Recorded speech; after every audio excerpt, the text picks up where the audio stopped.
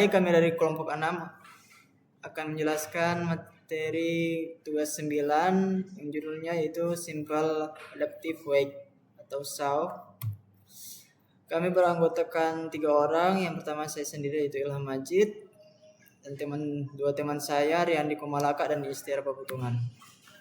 Ke penjelasan, Simple Adaptive Wake atau SAW adalah metode dalam pengambilan keputusan multi kriteria yang digunakan untuk menilai dan memilih alternatif terbaik berdasarkan beberapa kriteria yang sudah ditentukan. Metode ini melibatkan penilaian terhadap alternatif yang ada melalui pemberian bobot pada setiap kriteria yang mencerminkan tingkat kepentingan dari masing-masing kriteria tersebut. Tahapan utama dalam SAW atau Simple Adaptive Wake itu yang pertama menentukan kriteria dan alternatif, menetapkan faktor-faktor yang akan dipertimbangkan dalam keputusan seperti biaya, jarak, kualitas, dan alternatif pilihan.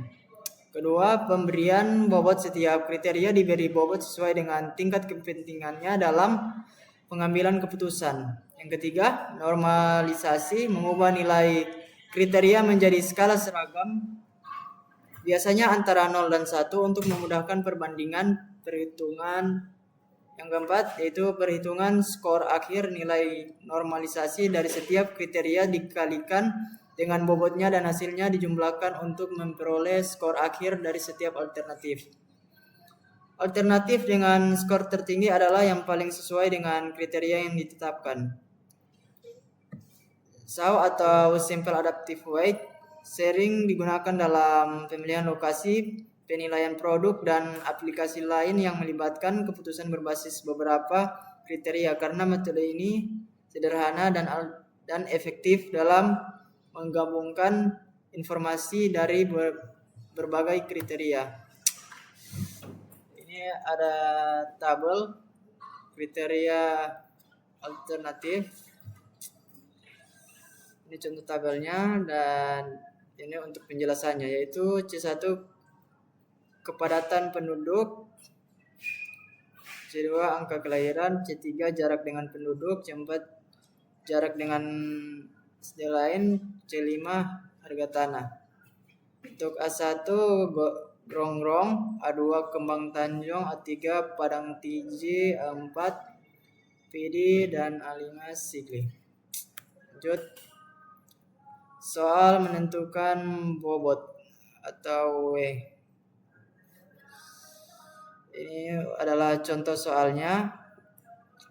Dalam tabel, untuk pembobotan harus 100% atau mencapai 1 untuk nilai 0 atau 0, lanjut. Ini penjelasan dari jawaban soal di atas, yaitu pertama di sini ada 0,15 sama 0,15, 0,2, 0,2, dan 0,3. Penjelasannya yaitu yang pertama, total bobot atau W. Dalam metode Simple Adaptive Weighting atau SAW, bobot digunakan untuk menentukan seberapa penting setiap kriteria dalam pengambilan keputusan. Total bobot dari semua kriteria harus mencapai 1 atau 100% karena pembobotan menyatakan presentasi kepentingan relatif dari masing-masing kriteria. Jika kita jumlahkan bobot dari gambar dalam kurung 0,15 tambah 0,15 tambah 0,2 tambah 0,2 tambah 0,3 sama dengan 1. Jadi totalnya tepat 1, yang berarti pembobotan sudah benar sesuai aturan SAW. 2, yaitu makna bobot. Bobot terbesar di sini adalah 0,3 yang berarti kriteria tersebut memiliki pengaruh paling besar dalam keputusan. Misalnya, kriteria ini mungkin paling penting dalam konteks tertentu. Bobot yang lebih kecil seperti 0,5 berarti kriteria tersebut memiliki pengaruh yang lebih kecil dibandingkan yang lain. Kesimpulannya yaitu bobot yang diberikan di tabel sudah sesuai karena totalnya mencapai 1 atau 100%, yang merupakan syarat dasar dalam metode SAW. Ini memastikan bahwa setiap kriteria mendapat prioritas yang proporsional sesuai dengan kepentingannya. Baik, selanjutnya akan dilanjutkan oleh teman saya, Istiar Paputungan.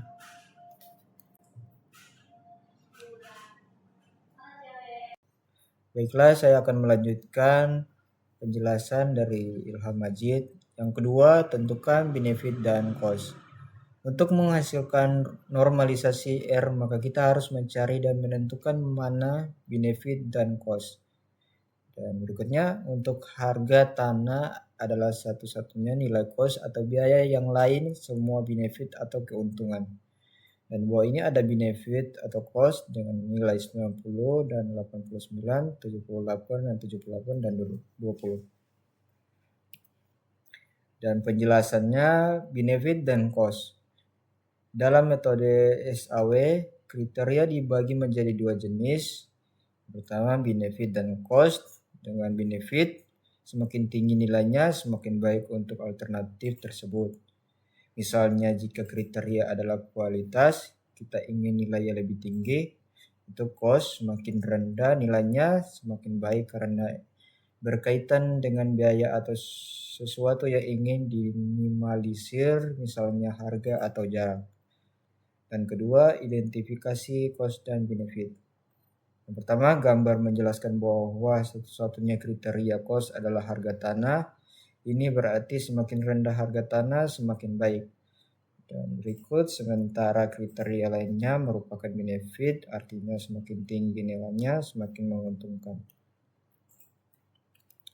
Dan contoh ketiga itu contoh data. Pada tabel di bagian bawah gambar terlihat beberapa nilai yang berkaitan dengan kriteria benefit dan cost. Dan nilai untuk benefit misalnya 90, 89, 78 menunjukkan bahwa semakin tinggi nilainya semakin baik. Untuk cost yaitu harga tanah nilainya 20 mewakili alternatif dengan harga tanah lebih rendah yang lebih diinginkan dibandingkan nilai 78 yang lebih tinggi. Kesimpulannya, benefit adalah kriteria yang diinginkan memiliki nilai tinggi, sedangkan cost adalah kriteria yang diinginkan memiliki nilai rendah. Dan dalam kasus ini, harga tanah adalah satu-satunya kriteria cost, sedangkan kriteria lainnya seperti kepadatan penduduk, jarak, dan faktor lainnya dianggap sebagai benefit. Kemudian normalisasi R dengan A1C1 sama dengan nilai A1C1 atau benefit dengan A1C1 sama dengan nilai 67 per 90 sama dengan 0,744 dan A1C5 dengan cost atau nilai A1C5 dan A1C5 sama dengan 20 per 78 dengan 0,250. Penjelasan normalisasi untuk benefit A1C1, rumusnya nilai A1C1 dengan R dengan maksimum dari kriteria tersebut. Contoh A1C1 nilai didapat dari alternatif A1 untuk kriteria C1 adalah 67. Nilai maksimum untuk kriteria C1 adalah 90, maka normalisasi dihitung sebagai R sama dengan 67 per 90 sama dengan 0,74. Ini berarti nilai alternatif A1 untuk kriteria C1 adalah 0,74744 setelah dinormalisasi. Dan normalisasi untuk cost A1C5 dengan rumus R nilai minimum dan cost nilai A1C5. Dengan contoh A1C5 nilai untuk kriteria harga tanah cost di alternatif A1 adalah 20, nilai maksimum untuk kriteria tersebut adalah 70, maka normalisasi dihitung sebagai R dengan 20 per 78 dengan 0,256. Penjelasan selanjutnya akan dilanjutkan oleh Yandi Kamalaka.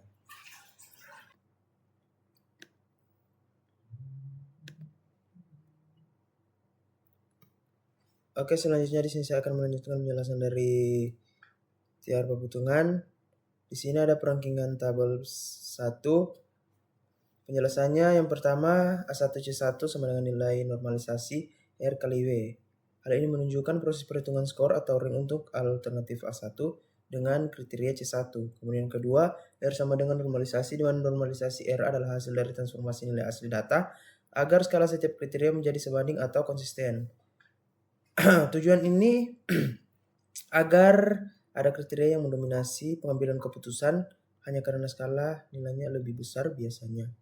Nilai ini dihitung dengan rumus Rij sama dengan X min per Xij untuk kos kriterianya.